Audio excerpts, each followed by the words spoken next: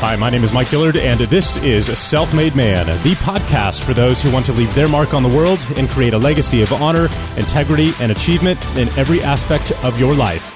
I'm glad you're here, and once again, it is time to forge your destiny.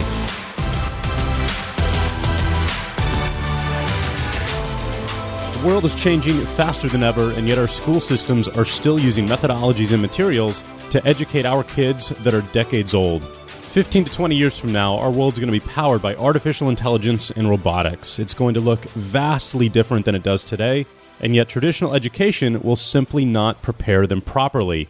In order to thrive in a world that's built on speed and innovation, our children must learn how to become independent instead of dependent. They must learn how to think instead of what to think, and they must learn how to create value in new ways and solve new problems that do not even exist yet.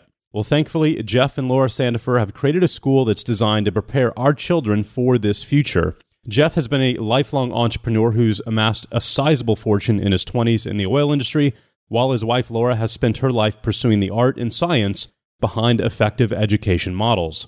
Together, they started Acton Academy to empower a new generation with the knowledge and the skills that they need to change the world, and that's founded upon a very simple philosophy. Acton believes that clear thinking leads to good decisions, that good decisions lead to the right habits, that the right habits lead to character, and that character becomes destiny. So let me give you a quick example of what I'm talking about as my son Chase started attending Acton just a few months ago. Within his first 30 days of school and at the age of 7, he and his classmates were challenged to invent their very first product in business. First and foremost, they had to come up with a unique solution that would solve a problem. So Chase invented a robot that would cook all of your meals for you and save you time. They had to create a prototype out of arts and crafts materials. Then they had to create a business plan on PowerPoint slides and finally determine a price for their product and then present their idea to their classmates. So as you can imagine, at the age of 7, they are already being taught to look for challenges in the world, to create solutions, and to learn how to bring their ideas to life. But it doesn't stop there. Acton uses similar models to teach politics, to teach math, the arts, and teamwork. The Acton revolution has been growing around the country with dozens of new schools opening every single year. And I'll just say this, if you have children or if you plan to have them someday, do not miss this life-changing interview with Jeff and Laura Sandefer. And if there's an Acton near you, please, please, please go check it out. Thank you so much, and please welcome Jeff and Laura. Well, Jeff and Laura Sandefer, welcome to Self-Made Man. It's an absolute pleasure to have you here today. We're so glad to be here. Thank you. Absolutely. So you guys have created my dream school that I wish it existed when I was a young kid. And fortunately, fate has kind of brought us together. And my son Chase had an opportunity to start at Acton Academy here earlier this year with some mutual friends who've actually been on this show, like David Osborne and Hal Elrod. And so, it's been awesome to have peers like that as a part of this little community. But you guys have just built something that is absolutely amazing, and it's kind of an entrepreneur's dream come true. And before we dive into your story and why you started the school, I wanted to see if you could share a little bit about what Acton Academy is and what it's like as for a student to go through a day at this school that would be so much different than your typical public or even private school. Sure, Mike. Well, it would be easy to give you a day by day, a minute by minute blow of a day, and we can do that. But I think the most important thing to understand about Acton is imagine what you felt like when you were a 6-year-old child. You were curious, you were full of energy. Maybe you imagined that you were a superhero. If you want to understand Acton, it's built on the premise that maybe you were right. Maybe young people are actually capable of far more than we ever imagined. And if we'll just turn learning upside down and trust them more, they'll create amazing things. So I think, just like Google shares information, Uber shares cars, and Airbnb shares rooms, at Acton, we believe these young people can share learning with each other in a very tightly bound community with extremely high standards of excellence. So to understand Acton, you got to get that metaphor of we believe young people are capable of far more than they ever imagined. Awesome. Yeah, on the website, that's kind of y'all's initial tagline is, be a hero, essentially. Also, when you walk into the classroom, there's a giant poster of the hero's journey, which is a very, very much, the entrepreneur's journey. mapped out, and to see that in a poster in a school wall is just absolutely awesome. So tell us a little bit about, the philosophy of the school, why the curriculum is really kind of focused on entrepreneurship. At least that's the way it looks, to me. Most of the parents that I know in Chase's class are entrepreneurs and business owners as well. But just dive into y'all's philosophy behind it. Well, sure. So we attract a lot of entrepreneurial parents. I mean, some of whom started businesses, some who haven't. But if you think of old style education as being student-teacher ratios and Common Core and standardized tests, we're the opposite of that. We're about challenges, apprenticeships, hands-on quests where you feel like you're Thomas Edison in his Menlo Park lab creating electricity experiments.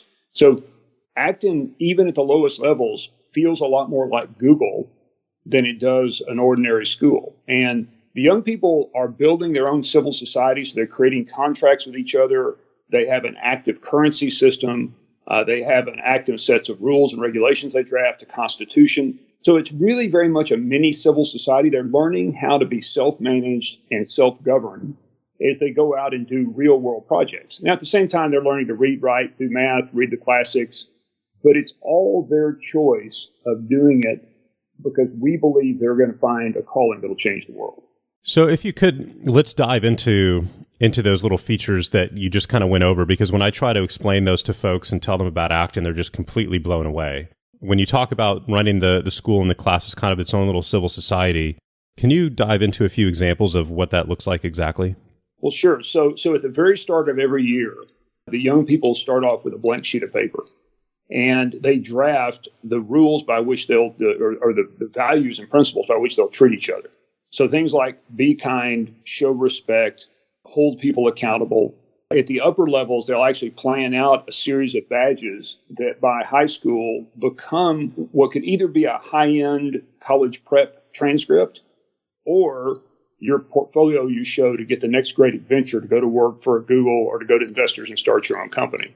So think of it as a whole series of contracts, and our power as owners is limited by a contract. We promise there are only certain times we'll intervene. Now, the downside of this, there's no utopia, right? I mean, this is a messy process, just like real life, and it falls apart and has to be put back together. But every time it comes back, like any emergent system, it comes back stronger. It's just like exercising and having your muscles be stronger. So when it falls apart and the young people have to step in and put it back together, they learn something about self-management and self-governance that'll make them much stronger. They're decades ahead of where I was at their age. One of, Laura, maybe you can jump in on this one. One of the coolest things that we've already had a chance to experience, with my son here in his first couple of months at the school is a couple of weeks ago, they had their own version of a Shark Tank, essentially. Yeah. And so, Chase is only 7. And here he is, his first month of school at Acton, and he's got to come up with a business idea and a novel solution to a problem that he's identified out there in the world. He's got to come up with a business plan for it. He had to put together his very first keynote presentation, which was, just astounding and amazing to see. And then they had to have essentially kind of a show and tell for all the parents who came in and do their whole Shark Tank deal, which was amazing because that's, to do that at that young of age is just awesome.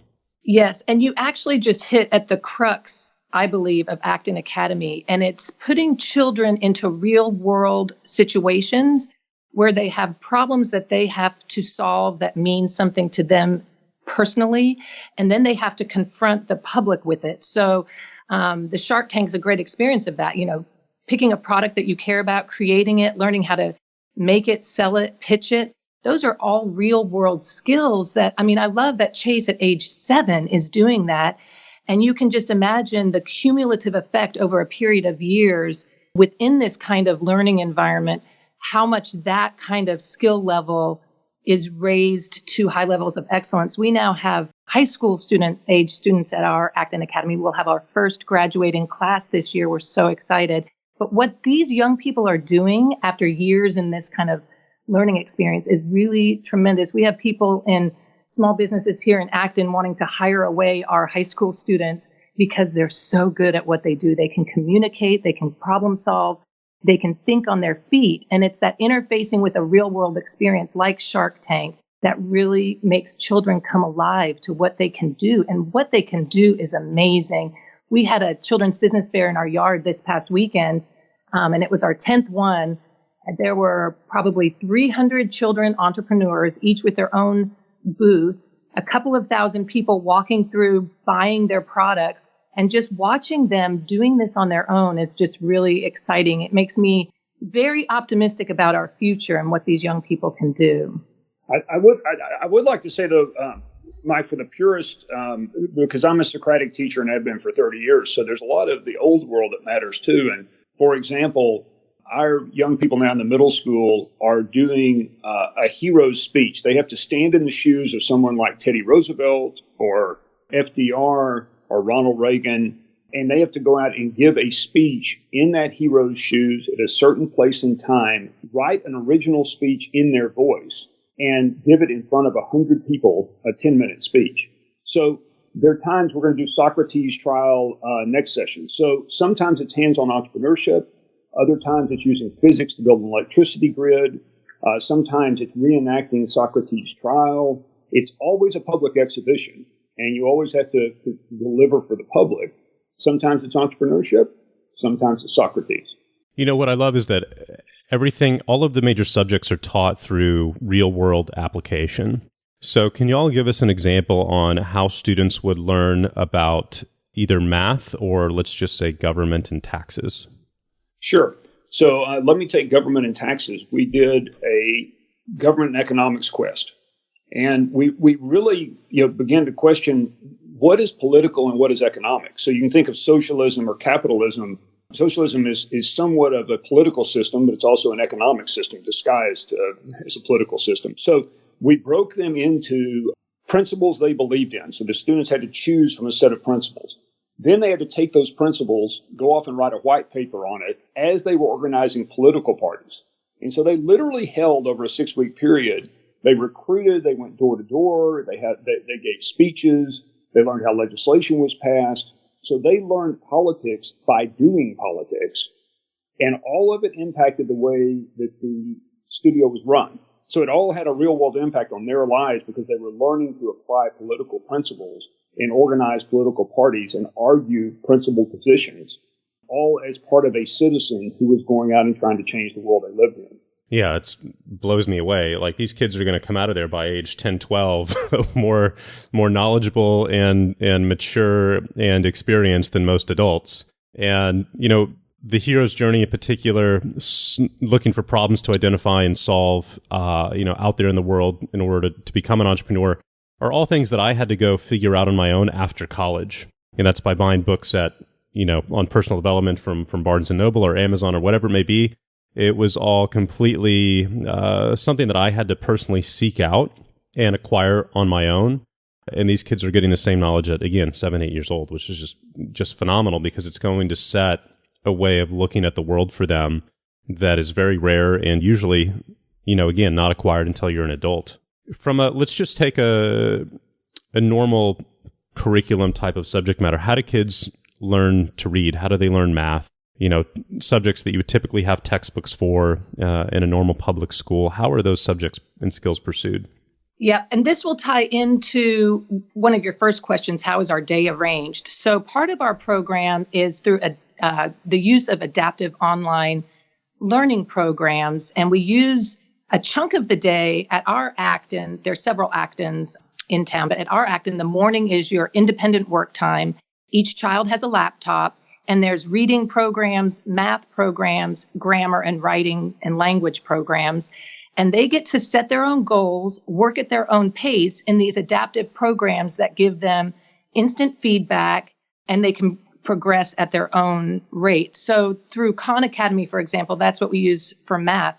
We have children going through elementary school math, sometimes through all those levels of math in a 9-month period because it's self-paced. They can just focus on that and get that done.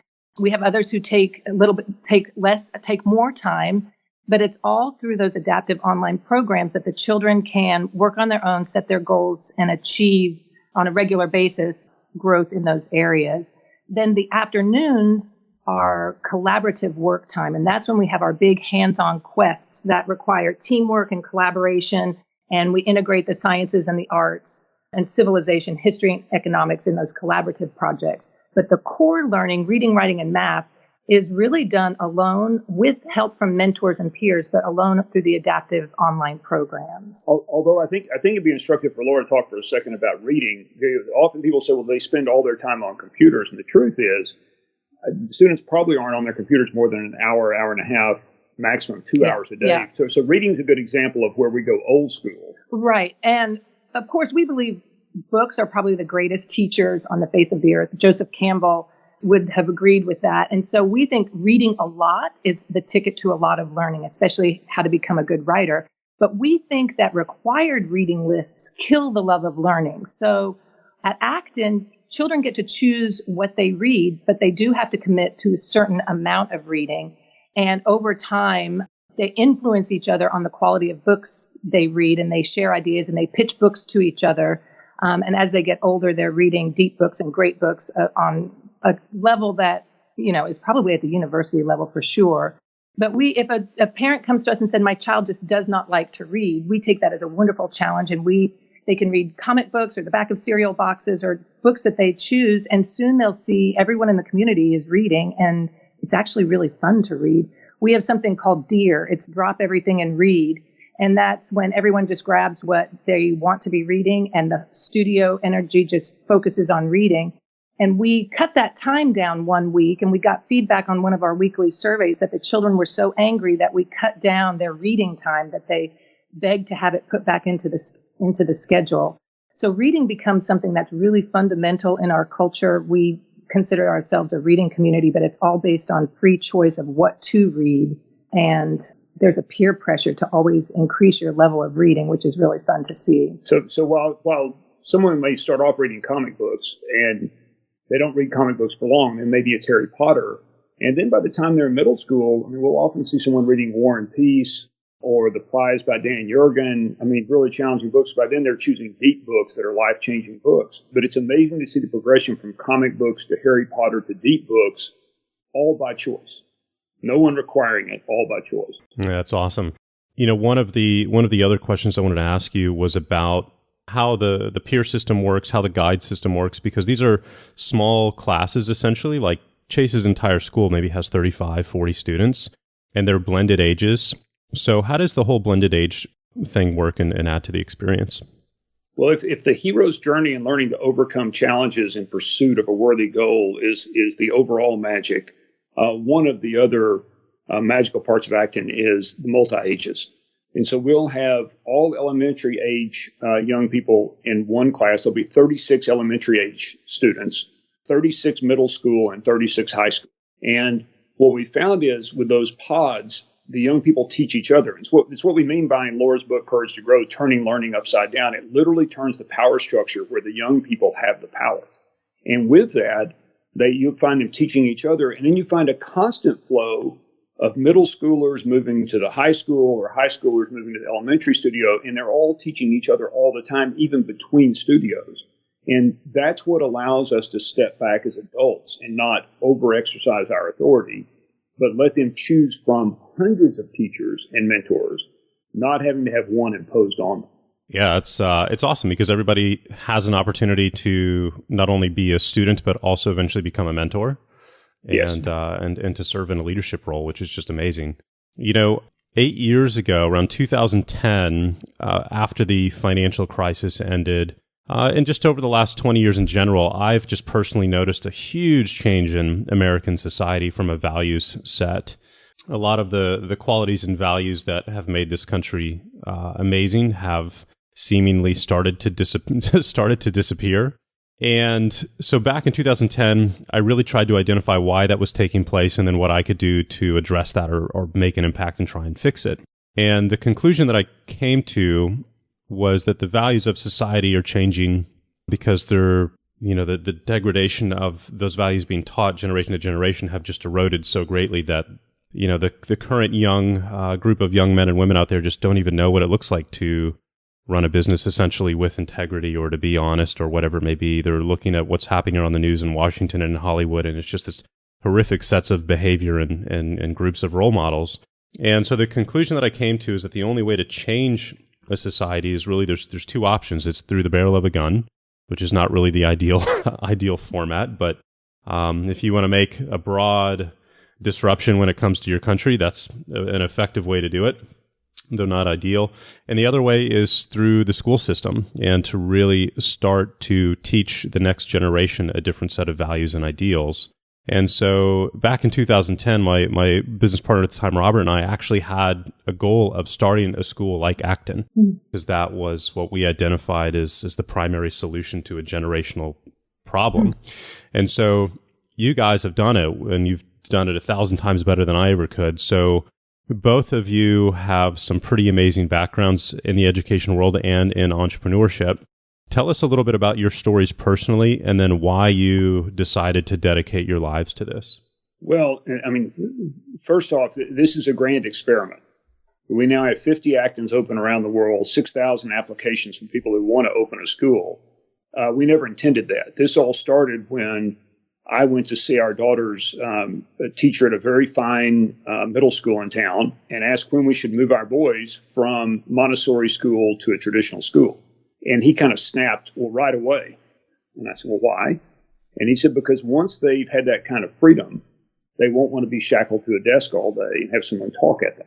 And when I said I don't blame them, I thought I'd offended him. He looked down for the longest time, and he looked back up, and he had tears in his eyes, and he very quietly shook his head and said, I don't either. And so that was the moment that we realized that that our children needed both freedom and responsibility. And we launched Acton Academy. Laura bravely launched it with 7 children in a small house. So that's how all this started. It was a grand experiment. We never imagined having a middle school or a high school, much less 50 schools around the world. And, the one thing I would say, Mike, because I would have had that same impression about school systems. And I'm embarrassed to say, one of the people who was in the room when the Texas standardized tests were invented 30 years ago. And I even nodded my head when they talked about the purpose of school was to create productive citizens. But if I told you that you wanted, that the purpose of Chase was to become a productive citizen, you'd say, absolutely not. I want him to become who he's supposed to be. And so I think this isn't about changing a system. We're not reformers. We're serving parents who want something better. Parents like you who see something going back to the values of old. And I'll tell you, when you look what built America, there weren't school systems until the late 19th century. This country was built by one-room schoolhouses, multi-age kids teaching each other the basics with one adult in the room, apprenticeships, and this is the important part, the Horatio Alger stories that sold over 30 million copies when America only had 10 million inhabitants. And every one of those stories was a hero story that said, you too can make it.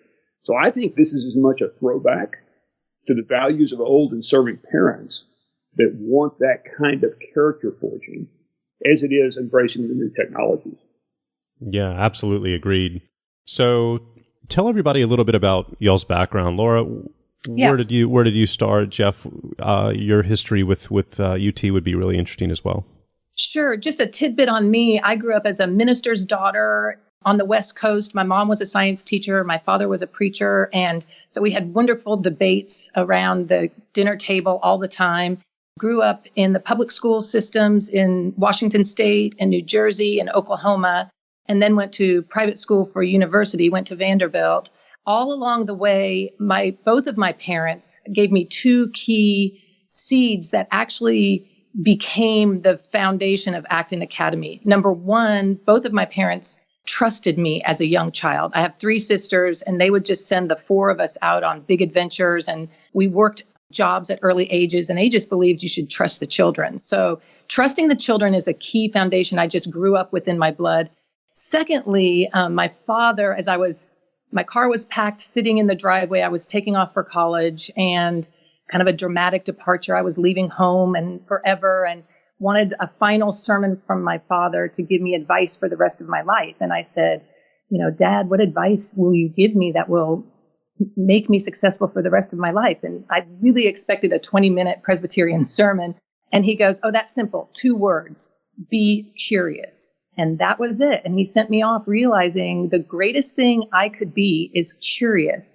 So asking questions and using curiosity to fuel learning is what we really ground every day on at Acton Academy, and children are just naturals at that. So if you can keep the curiosity alive and you can show a child you trust them to take off and go learn about something they're curious about, then you've really got a great equation for a learning community. Now, the ticket, though, and then I'll turn it to Jeff to talk about his background in higher ed, but the ticket is the parents in this equation not being afraid to let their children fail while they're learning. And that's something that we struggle with every day, making sure that we equip parents to let their children be on this journey called Acton Academy.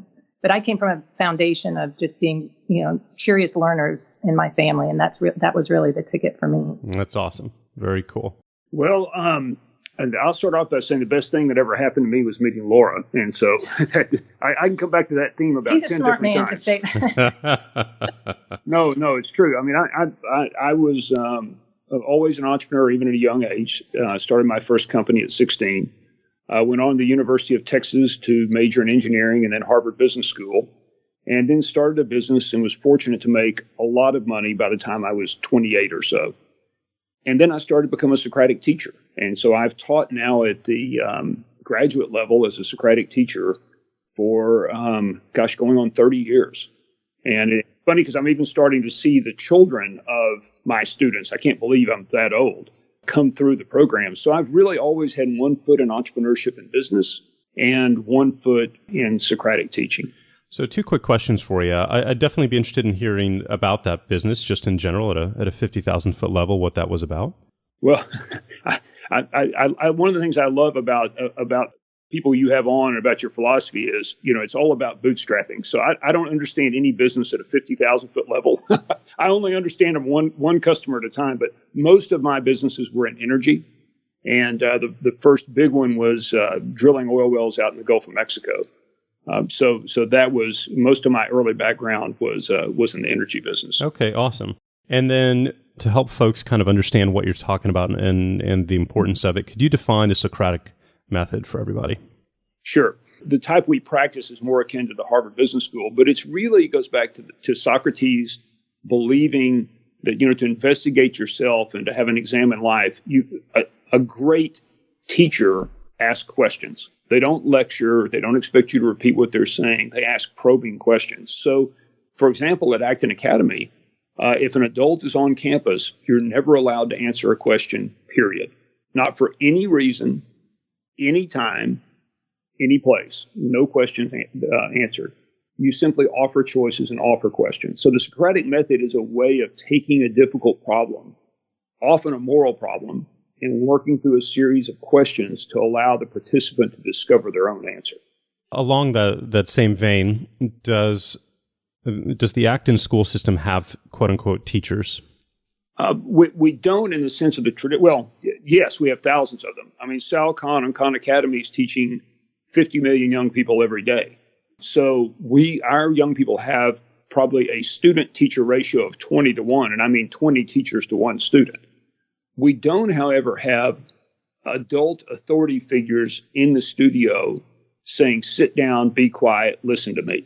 There are lots of rules set by the Constitution, set by the way the schools are run. So there's many rules as we have in Austin, Texas, about what you should and shouldn't do, made up by the students. But there's no adult in a tyrannical position. To be able to either be a benevolent dictator or a tyrannical dictator, no adult in our system has that kind of authority. Y'all have really, I think, tapped into a zeitgeist here, obviously, when it comes to education at a very timely point in history, given the fact that technology and the rate of change and disruption that's taking place in the United States specifically and around the world is starting to quicken at such a pace that traditional jobs, by the time Chase hits 2021, are probably not going to be there. There's a very good chance that he won't need to get a driver's license in 9 years. And there's a very good chance that, 15 years from now, AI is going to handle the vast majority of jobs out there. And so the need to become essentially, the need to develop a talent at identifying unique problems and coming up with unique solutions and figuring out how to turn that into a business on your own and solve problems is kind of a critical skill set 15 years from now. Yeah, always has been, always will be, and increasingly so. Well, and that's the magic of the Socratic method. It really does create critical thinkers who can problem solve on their feet. And the hands-on quests that even Chase is going through with his entrepreneurship, those kinds of learning experiences really develop creative thinking skills. And so we feel sure that these young people will not be coming back to sleep on their parents' couches. They'll be able to create their own jobs, because you're exactly right. We can't even imagine what kind of jobs our children will be having, but they will be creating them. But you really have two choices as a young person, I think, these days. Increasingly, if you look to college as an end-all and a credential and some sort of country club membership, you're going to live fearful knowing that many people end up with that degree working at Starbucks as a barista and living on their parents' couch. And so you're fearful. Our young people aren't afraid of the future because they're going to create it. They're going to come out and Chase will have had 5, 6, 7 apprenticeships. He will have tried on different passions. More importantly, he's likely to have learned some sort of deliberate practice where he's worked to become very good at sales or deep reading of literature or some skill that the marketplace will pay for. At the same time, it's not all vocational training in the sense of hands-on. It's vocational training in the sense of the true word to find a calling. So when you combine all that, a disordered world that's full of change is exactly what Chase would be looking for. That's exciting. It's not frightening. It's a mess to be sorted out and in a way like a hero conquered. Yeah, it's awesome. So let's talk a little bit about Acton as a business, because you mentioned earlier when you first started this, it was really out of the desire to create a solution to your own problem. And you've, again, I'll use the word zeitgeist, really hit the nail on a head here and at the right time in history. The success the school is having is proof of that. It sounds like you can't handle, frankly, the demand that you're currently experiencing. Have y'all really come to the conclusion that, hey, we've really struck something important here? This can be infinitely bigger than, we ever really intended. And have y'all created a vision for the school that can kind of take it, as big as it can and create a little mini revolution here in the education system? Or how are you thinking about it from an expansion standpoint and a business standpoint? Well, to start off with, we're completely overwhelmed. I mean, as I said, we never intended to create one K through 12 school. It was only by accident that we provided kind of a mishmash of a kit to 2 friends, one in Guatemala and one parent that moved to California. And 6 months after they started their schools, we were learning more from them than they were learning from us. So we thought we ought to have 10 of these schools open and then learn from each other quickly so we can make our school better. That was the whole plan. So we have no master plan. We're not really in the education reform business. We're overwhelmed by the number of people who want to do this. So we're being very picky. We're finding people like you, Mike, and like Laura, and like some of your listeners who are very capable at actually building something, who believe in this new vision. And we're just going to see where it goes. But we are scrambling to stay ahead of demand. We're way behind demand, obviously. We don't know where it's going to go. And we're also being very careful, by the way. Our Acton is only one Acton. So this is going to be a network. It's not a business. We're not franchising. We're offering affiliates to people. We're a not-for-profit. But if people want to run an Acton as a for-profit, that's terrific. But what we are is a network of people who believe in a different kind of future. And we're going to learn from each other in a very rapid iterations to create something bigger. I have no idea what it'll become. I'm going to play devil's advocate here around that real quick. The way I heard you explain that, to me, a little alarm bell went off, and I'm thinking, with that amount of freedom and kind of decentralized approach to it, is there a risk or a chance that it could essentially get, hijacked or diluted or changed and turned into something different? Oh, yeah. No, absolutely. And that keeps us up at night. But we have a very simple control mechanism. People say, ask me, how are you going to control and scale this? And I always say, that's kind of an industrialized way to think of it. And there's some businesses that works with and not this one. So the way we guarantee quality is customer satisfaction. Every week, as you well know as a parent, you'll get a customer satisfaction form. So will Chase, and we collect customer satisfaction feedback. If an Acton's customers are happy And the Acton has to make the same promises we do. So we're making a very consistent set of promises to customers. We're surveying them for their net promoter score or customer happiness.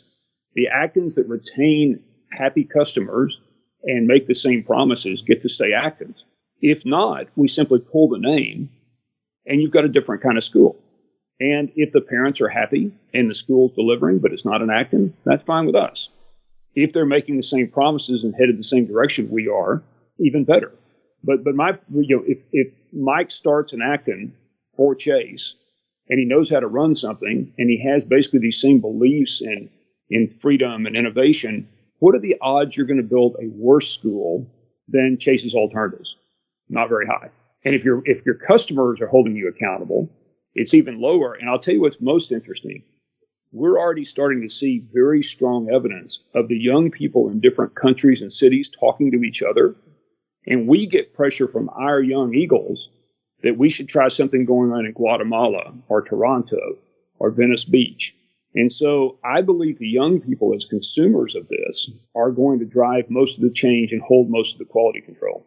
In fact, we have one of our 13-year-olds who is starting an online newspaper that each Acton will submit articles to. And she's doing that totally on her own. And she's selling subscriptions to it. So it's a little moneymaker for her, but she's also connecting all the children, hundreds of these children around the world to share their Acton stories in one place.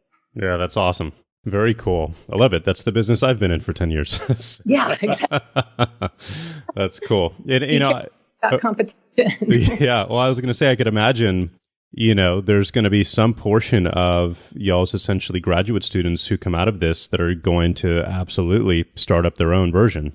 That's You just, they're actually also not even wanting to open their own version. They want to be hired as consultants to travel the world and help other people start Actons. There you go. Awesome. Yeah. Awesome. Well, we've got about 10 minutes left here. What would y'all like to share, knowing that those who are listening to this, we've got a huge group of entrepreneurs around the world. If they don't have kids, yet, but they've got that plan in the future, this is, definitely going to be a school that they'd have an interest in learning more about. But I don't know, what kind of words of wisdom or pieces of advice would you guys like to share?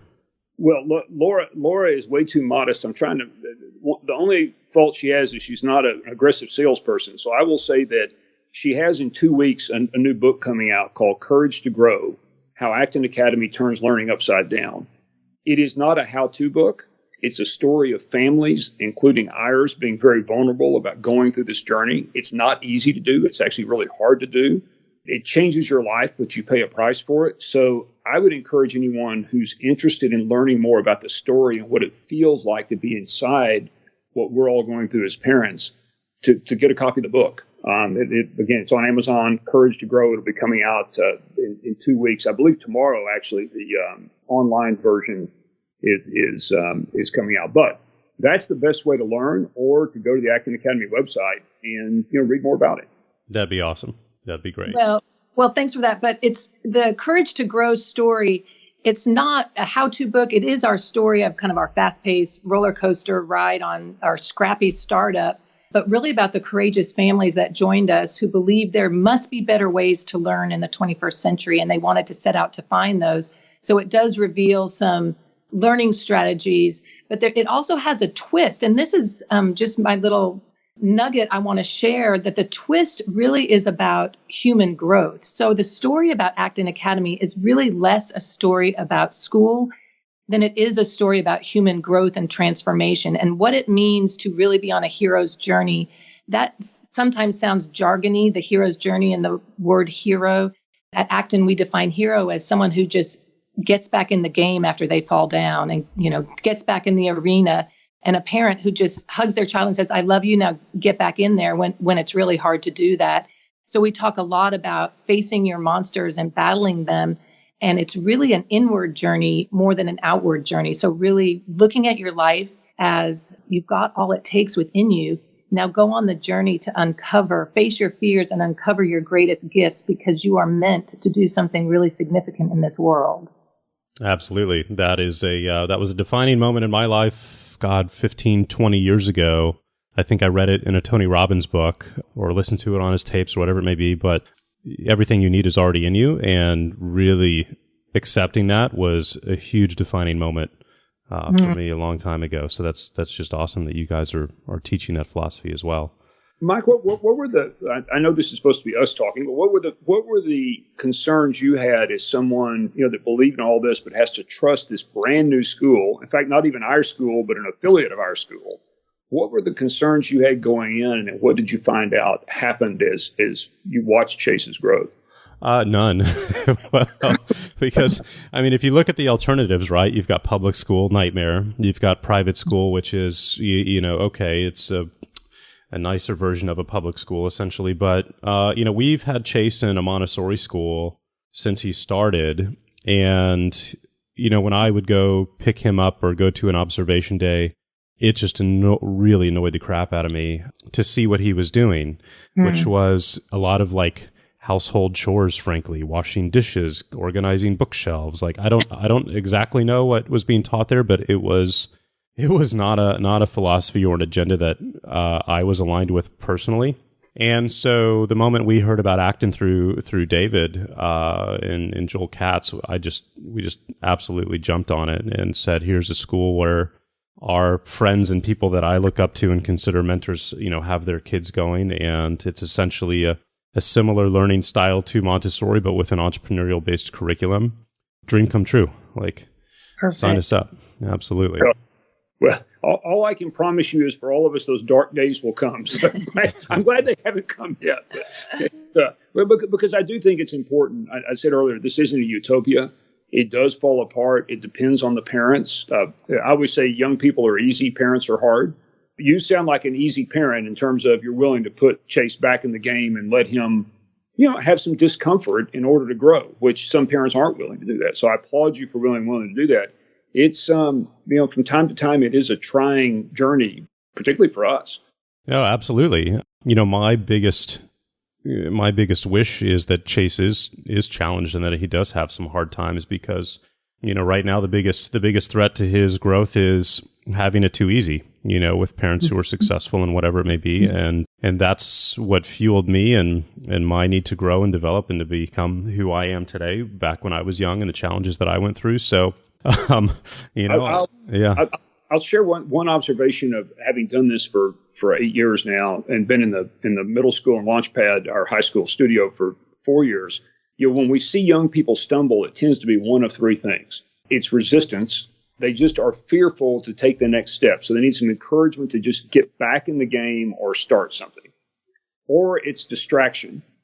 And I used to be fairly neutral about video games and gaming and social media, but I now think after watching it, it's incredibly addictive. And whether it's that distraction or other distractions, sometimes you have to remove distraction so there'll be focus, to focus on something that matters to get done. And then the third one is really victimhood. That when we, instead of picking our child up and putting them back in the game, hugging them and saying, I know it's hard, but I believe in you, we begin to coddle them and make them into victims and have them blame other people. But that if we can overcome resistance, distraction, and victimhood, if we allow our children to face those and overcome them, they're going to be very well prepared for the world ahead. Yeah. Absolutely.